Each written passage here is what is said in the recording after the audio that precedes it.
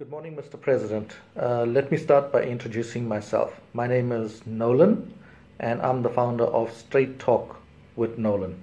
So let me cut to the chase and get directly to the point. I am sure that you are very aware of the crime in South Africa and how it has deteriorated. And I'm actually calling you back on your word. You initially said a few months back that we, the citizens of South Africa, must actually start working with you. Yes, I am prepared to work with you. I know many others are prepared to work with you as well.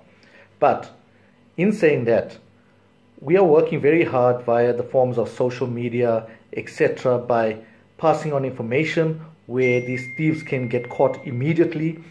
Like, for example, with the Boksburg heist that happened recently, via social media, the SAPS was able to apprehend these suspects as soon as possible.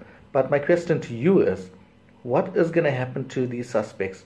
They're going to spend a year, 2 years in jail and then come out and do the same thing? Doesn't make sense, right? Because they are not going to come back rehabilitated. They are going to come back and do exactly the same thing again. Which means you and I, citizens of South Africa, we're always going to be living in fear, and we're going to wonder, when is it going to be the time where we might be facing a gun? Not fair, Mr. President. I'm not blaming you at all. I'm saying I want to work with you, as many South Africans as well, and help combat crime. But in saying this, we need your word. I know from a government point of view, you are not in favor of the death penalty.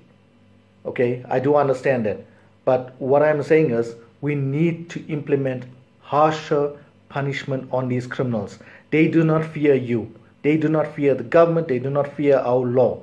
It's up to you to actually get your team together and let's think of some harsher punishments that we can inflict on them so that they don't do this again. They need to be taught a lesson, a valuable lesson. And I know throughout the country, there's many stats going around where there's kangaroo courts, etc. that are happening. You don't want that to happen. We want the government to take ownership. Ownership is a key word here. We want you to take ownership of this and do something about it.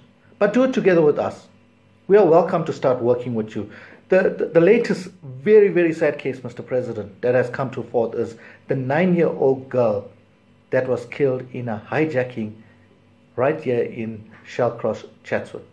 How fair is it on her life to be robbed of her life at 9 years old? How fair is it on the parents that they now have to live without their daughter? Now, I ask you this question, Mr. President. What would you have done if it was someone close to you? What would I have done if it's someone close to me? I would be very, very upset about it, and I would do something that I would most probably regret at a later stage. So, we need to start working together. As you have asked us when you gave your speech upon becoming president, you said, let's work together, South Africa, and make this country a safer place. I want to do that. Many South Africans want to do that as well. So I'm hoping my message to you comes directly to you and you can listen to it from a normal citizen, somebody who's not in power or anything. Just listen to it from a normal citizen who lives every single day of their life in fear, wondering, when is it going to be our turn? We don't want to be living like this, Mr. President. We want change in this country. And I can guarantee you, if you inflict or get a team together and we inflict harsher punishment on these criminals, on these thieves, I guarantee you, the South Africans would favor you. We would respect you much more. And we would really value you because it would have meant you came in, you listened to the citizens of South Africa, and you did something about it. Right? The important thing is action speaks louder than words. I'm so tired of this. I'm sick and tired of hearing that we have community policing, we have the police that are doing this and that. But to what effect? How far extent is it going? They're doing their job. They're arresting criminals. Criminals are going to jail where they are living a very lavish life. In my opinion, it's a lavish life. They're getting free meals. They have a place where they can gym, they can work out. They come back much more stronger, which means they're now fearless and they can feel that they can do anything that they want in our country. So we are giving them a very easy life in prison, which we, the taxpayers, are actually paying for, by the way. So this is where me and the rest of the South African community, we are upset about this. We are angry about this because we feel not enough is getting done.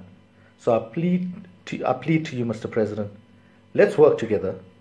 Let's catch these criminals and let's make sure that they are punished harshly. If you do not want to bring back the death penalty, let's punish them harshly. Let's start setting examples. Let's start making them fear the same way we fear for our lives every single day. So in saying this, Mr. President, this is my message to you. I hope you get to listen to this message, and I would love to have coffee with you and discuss this a bit more as well. So I want to thank you for your time, and this is Straight Talk with Nolan. Have a good evening, sir.